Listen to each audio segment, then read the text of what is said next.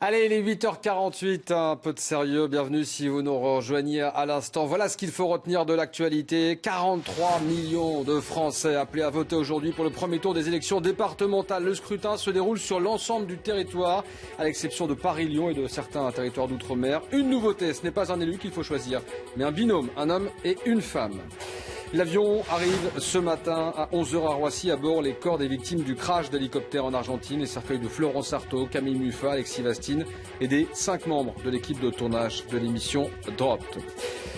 L'enquête avance en Tunisie 4 jours après l'attentat du musée du Bardo. Regardez cette vidéo, les autorités l'ont diffusée hier. Ce sont les vidéos des caméras de surveillance montrant les deux tueurs déambulant dans le musée Kalachnikov à la main au moment de l'attentat. Le président tunisien sera notre invité tout à l'heure à 10h10 depuis Tunis, depuis ce musée du Bardo. Mais d'abord, c'est l'invité politique de Claude Askolovitch. Vous recevez ce matin, Claude, l'ambassadeur palestinien à Paris. Votre Excellence, El Al-Faoum, bonjour. Simple. Bonjour. Pendant la campagne électorale israélienne, Benjamin Netanyahou, réélu depuis, avait dit qu'il n'y aurait pas d'État palestinien. Est-ce qu'il y aura, en dépit de Benjamin Netanyahou, un État palestinien un jour? Je crois, M.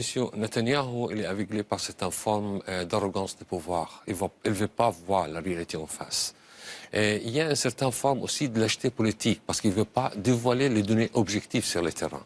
Il y a un consensus international que c'est la seule solution capable d'établir la paix et la stabilité, pas seulement dans la région du Proche-Orient, mais presque dans le monde entier, comme il a déclaré Laurent Fabius à un moment donné, qui est le père de tout le conflit, toutes les crises dans cette région, c'est le conflit israélo-palestinien. Moi, je ne suis pas d'accord avec le titre conflit.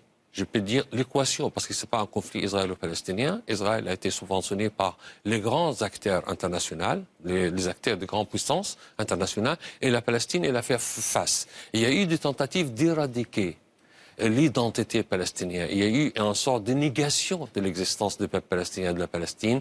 Toute cette stratégie, elle s'est effondrée. Maintenant, il y a un consensus international que la Palestine représente la solution. L'occupation, c'est le problème. Netanyahou ne veut pas, en tout cas, il le disait pendant la campagne. Après, il a dit que oui, il y aurait peut-être un État palestinien. Si vous, vous représentez l'OLP, vous représentez le président Abbas, rompiez avec le Hamas. Qu'est-ce que, au-delà des discours publics du Premier ministre israélien, qu'est-ce que l'Europe, qu'est-ce que la France, vous représentez la Palestine en France, peut faire pour faire accoucher une solution? Écoutez, notre stratégie, elle est nette et claire. Elle est basée sur 3 axes. Le premier axe, d'abord, on est contre toute forme de violence. On a condamné la violence de la part de qui que ce soit. On a déclaré qu'il n'y a pas une solution militaire. La solution, elle doit se passer à travers des négociations sur les bases des paramètres reconnus par la communauté internationale. Mais vous avez quand même, pardonnez-moi, mais vous avez quand même un accord avec le Hamas. C'est le point de contradiction de ce que vous me dites. L'accord qu'on a signé avec Hamas, il a obligé Hamas à respecter tous les accords signés par l'OLP avec toutes les parties, que ce soit régional ou international, y compris le fait que l'OLP a échangé la reconnaissance mutuelle avec l'État d'Israël. Vous pouvez me dire aujourd'hui, ce matin, que le Hamas, en réalité, reconnaît le droit à l'existence d'Israël? Le Hamas, au moins indirectement, en reconnaissance, en acceptant la solution à des États, c'est une reconnaissance indirecte. Alors, s'ils veulent se cacher sur des déclarations et des mots, c'est leur problème. Mais la stratégie de l'OLP, elle est basée d'abord sur une offensive diplomatique et politique qui est basée sur la reconnaissance de l'État palestinien dans les frontières de 67 avec Jérusalem-Est comme capitale. Et éthique, ça représente la responsabilité des grandes puissances, des grands acteurs qui représentent les grandes puissances internationales dans les questions israélo-palestiniennes. Il faut qu'ils prennent leurs responsabilités. Et le troisième, juridique. C'est pour ça, d'ailleurs, on a créé une commission palestinienne pour adapter les lois palestiniennes sur la juridiction internationale. Alors, c'est pour ça qu'on a signé le traité de Rome. L'Assemblée nationale française a voté, a émis un vœu, de voir la France reconnaître officiellement l'État de Palestine. François Hollande et Manuel Valls ont appuyé sur le frein. Est-ce que maintenant, au vu de la nouvelle situation créée par la réélection de Netanyahou, la France doit franchir le pas, faire comme la Suède, par exemple? Écoutez, je ne crois pas que le président Hollande a mis le frein. C'est-à-dire, le président Hollande, il a proposé pendant les rencontres, plusieurs rencontres qu'il a eues avec le président Mahmoud Abbas, il en a parlé d'un plan d'action qui commence par le Conseil de sécurité, conférence internationale sur la base de l'initiative de paix arabe qui a inclus tous les paramètres et prend en considération les soucis de toutes les parties, y compris les partis israéliens, et sinon une reconnaissance immédiate et globale de l'État de Palestine. Et on est mais le sinon, pardonnez-moi, monsieur l'ambassadeur, le sinon arrive quand? Est-ce qu'il n'est pas temps, de votre point de vue, que la France arrête de tergiverser et reconnaisse la Palestine officiellement, tout en restant l'ami d'Israël? Pourquoi pas? À mon avis, ça serait utile, surtout après la déclaration et les négations de M. Netanyahou, qui a mis à l'écart la solution des deux États. Alors, qu'est-ce qu'il attend? Quelles sont les autres options?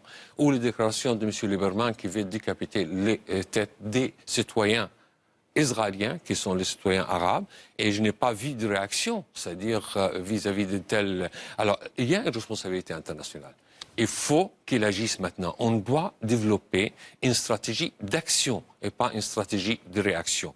Et quand le président Mahmoud Abbas a rencontré le président Hollande en septembre 2014, il y a eu un accord sur un plan d'action français, en coordination avec tout le reste des grandes puissances. Et la France, maintenant, elle est en contact, je crois. Je n'ai pas le droit de parler au nom des Quai d'Orsay ou de l'Élysée, qui peuvent s'exprimer. Ils sont en train de prendre contact avec des acteurs des grandes puissances, que ce soit les Américains, les Britanniques. On a peu de temps.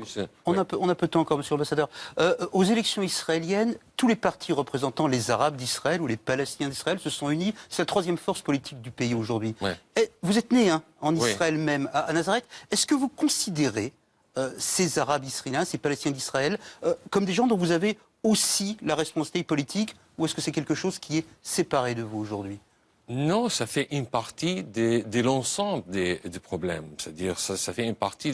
Parce que là, les Arabes, ce qu'on appelle les Palestiniens israéliens ou les Arabes israéliens, sont considérés comme des citoyens deuxième ou troisième catégorie. Maintenant, ils sont une force politique. Ils sont une force politique en Israël maintenant. Une force politique. D'ailleurs, quand Netanyahou il a voulu mobiliser, c'est-à-dire l'extrême droite israélienne, il a dit, écoutez, il y a une menace qui vient des Arabes israéliens ou des citoyens israéliens. Vous n'avez pas répondu. Est-ce que vous considérez que vous les représentez aussi, ces gens-là? Écoutez, on représente tous les Palestiniens dans le monde, mais c'est pas... parce que le peuple palestinien, c'est un seul peuple. Mais ils sont des citoyens israéliens. Et ils étaient candidats aussi pour les élections du Parlement de la Knesset israélien en tant que citoyens. Toute dernière question, vous avez vécu à Tunis, à l'époque où l'OLP était installé à Tunis avant le retour en Palestine.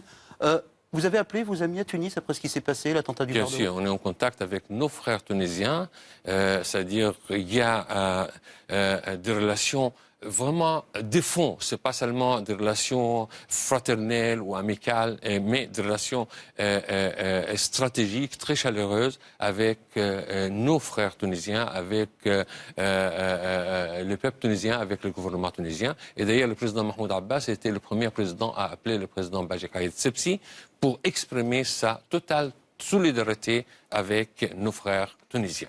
Le président tunisien qui sera tout à l'heure à notre antenne, l'invité exceptionnel du rendez-vous. Merci, monsieur l'ambassadeur, d'avoir été avec nous. Merci à vous. En 8 minutes, c'est un peu difficile de résoudre 50 ans, 60 ans d'années d'histoire. 70 ans d'histoire et 100 ans indirectement aussi.